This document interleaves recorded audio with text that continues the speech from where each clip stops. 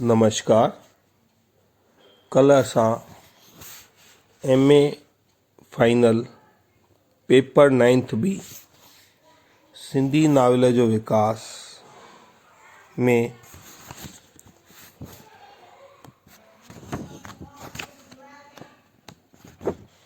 Novel जी परिभाषा ऐं उन जा क़िस्मनि जे बारे में पढ़ी रहिया हुआसीं।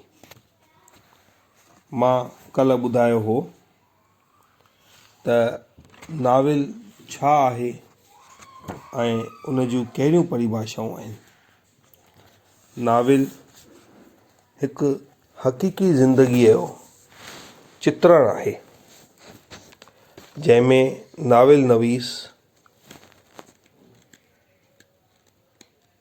समाजी ऐं शख़्सी ज़िंदगीअ जा ई चित्र चिटींदो आहे ऐं एॾे सुहिणे नमूने सां चित्र चिटींदो आहे जो असांखे लॻंदो आहे त उहा कहाणी असांजे लाइ ही लिखी वई आहे।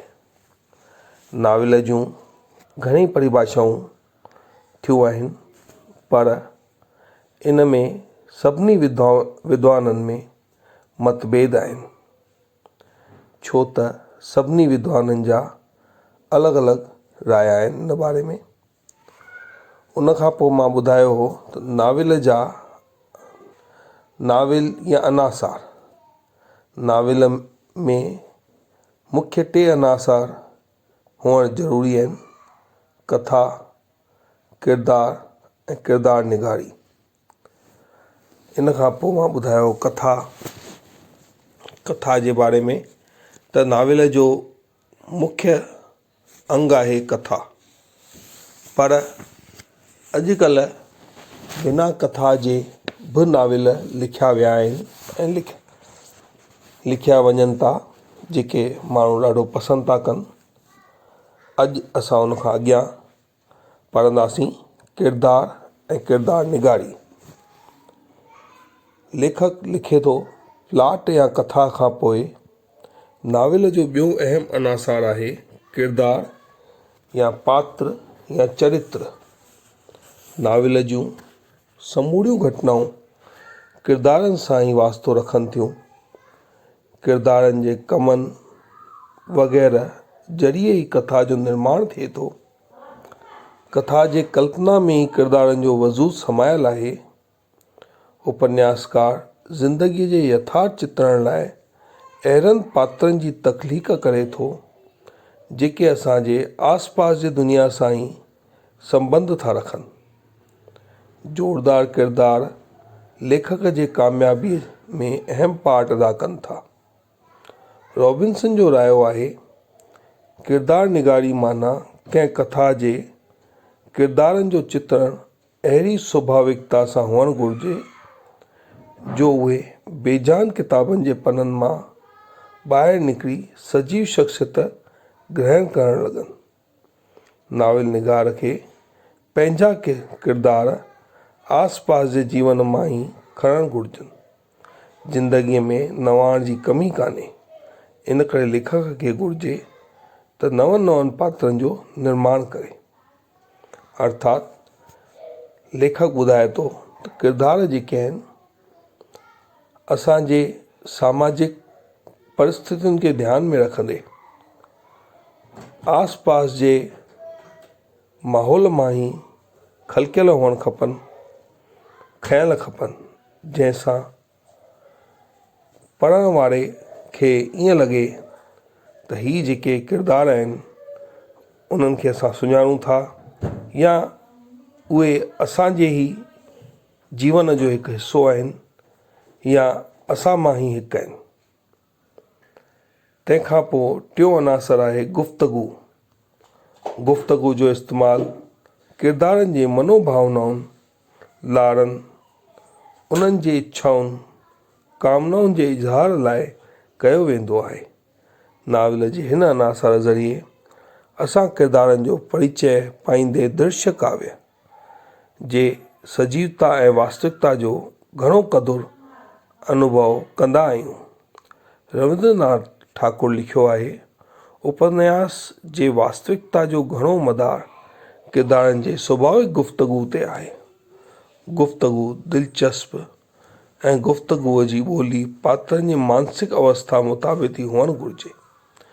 जदीद नाविलनि में गुफ़्तगूअ जी जॻह ते डायरी ऐं ख़तनि जो इस्तेमालु बि कयो वञे थो ऐं नाविल आत्मकथाउनि इबारत में लिखियलु आहिनि, उन्हनि में बि गुफ़्तगू न जे बराबरि आहे।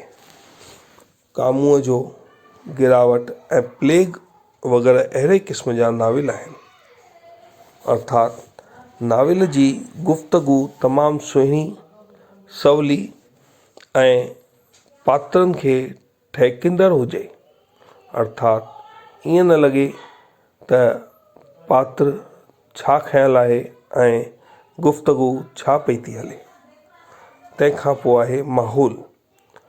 दोस्तों, विस्कीअ जे लफ़्ज़नि में किरदार अहिड़ा यथार्थ हुअणु घुरिजनि जो असीं पाण खे उन्हनि में रखी सघूं ऐं माहौल एतिरो यथार्थ हुजे जो असीं उन में हली चली सघूं। माहौल उपन्यास जो हिकु ज़रूरी अंग हूंदे बि अॼु जे उपन्यासनि में ज़रूरी न रहियो आहे।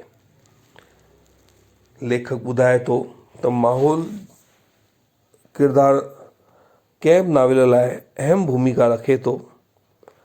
माहौल अहिड़ो हुजे जेको ईअं लॻे त असांजे आसपास जो ई माहौल आहे। ईअं न हुजे, एॾो काल्पनिक न हुजे जो लॻे त ॼण अलाए किथां जी ॻाल्हि पई थी हली रहे। पर अॼुकल्ह जे नावलनि में माहौल खे ज़रूरी न सम्झो वेंदो आहे। ॿोली ऐं इबारत साहित्य जे कंहिं बि सुन्फ़ जो ॿाहिरियों रूप इज़हार जो माध्यम आहे ऐं उहो इज़हार जे माध्यम जो रूप ई अदब में इबारत या शैलीअ जे नाले सां सॾिजे थो। उपन्यास अॼु जी ज़िंदगीअ जी परछाई कोन्हे, बल्कि ज़िंदगीअ जो इज़हार आहे। शुरूआत में लॻभॻि सभिनी ॿोलियुनि जे उपन्यासनि में हिक ई क़िस्म जी इबारत जो इस्तेमालु कयल आहे, उहा आहे बयानी शैली। हिन इबारत में लेखक खे पंहिंजे वीचारनि जे इज़हार में ॾाढी सहूलियत थींदी हुई। अॼु जो उपन्यास अलॻि अलॻि इबारतुनि जो इस्तेमालु करे थो, जिन में मुख्य आहिनि बयानी शैली, मनोविश्लेषणात्मक या छेदी शैली, ख़त शैली, डायरी शैली ऐं आत्मकथात्मक शैली। नाविल लिखण लाइ इहो ज़रूरी कोन्हे त पंहिंजो समूरो ध्यानु ॿोलीअ जे इबारत ते लॻाइजे। जेकॾहिं नाविल में को मतिलबु न हूंदो त कहिड़ी बि सुंदर ॿोली ऐं इबारत नाविल जो महत्व न वधाईंदी।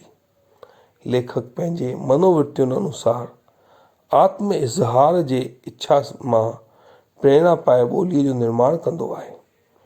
जेकॾहिं हिन जे कला ऐं कल्पना में जीवन जी व्याख्या समायल आहे त पोइ उहा पुख़्ती ऐं ज़ोरदार ॿोलीअ जो सहारो वठी सुर असर बणिजे थी।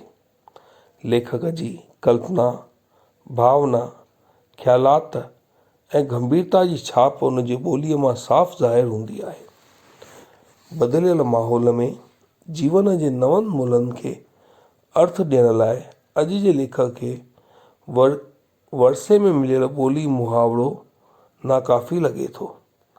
इन करे अॼु जे उपन्यासनि में मस्नूई ॿोली ऐं इबारत लाइ वग़ाफ़त जो आवाज़ बि मिले थो। ज़िंदगीअ जे नवनि वीचारनि ऐं भावनाउनि खे इज़हार ॾियण लाइ लेखक खे वर्णन जा नवां तरीक़ा ॻोल्हणा ई था पवनि। हर सफल उपन्यास जी पंहिंजी रचनात्मक टेक्निक आहे। कंहिं जी रचना में टेक्निक जोरीअ ठूसण ग़लति आहे, हानिकारक आहे। उपन्यासकार खे इहा ई टेक्निक अपनाइणु घुरिजे जेका हुन जे अनुभूतिअ जे इज़हार में पूर्ण समर्थ हुजे। साहित्य जा सिद्धांत सदा लाइ जड़ ऐं स्थिर न आहिनि। उहे हमेशह इज़हार जी ज़रूरत अनुसार बदिलबा रहनि था। इहो सही आहे त इंसानु हिकु सामाजिक प्राणी आहे ऐं कला हिकु सामाजिक क्रिया। इन करे उपन्यासकार खे हमेशह इहा टेक्निक अपनाइणु घुरिजे जेका पाठकनि खे वधि में वधि मुतासिर करे।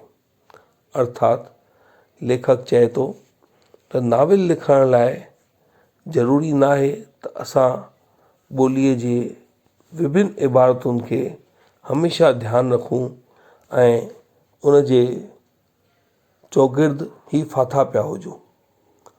अॼु जा नवां नाविल निगार पुराणे ॿोलीअ खे, मुहावरनि वारी ॿोलीअ खे ऐं मस्नूई ॿोलीअ खे वधीक महत्व था ॾियनि, उन्हनि में नवाण था ॻोल्हनि ऐं नयुनि टेक्निकुनि खे यूज़ था कनि। इन करे अॼु घुरिजे त उपन्यासकार खे हमेशह पंहिंजी नई टेक्निक खे कमु आणणु घुरिजे, जेका अहिड़ी टेक्निक कमु आणिजे जेका पाठकनि खे वधि में वधि वणे ऐं नाविल सां मुतासिर करे सघे। धन्यवाद। अॼु एसि ताईं पढ़ंदासीं, सुभाणे अॻिते। महिरबानी।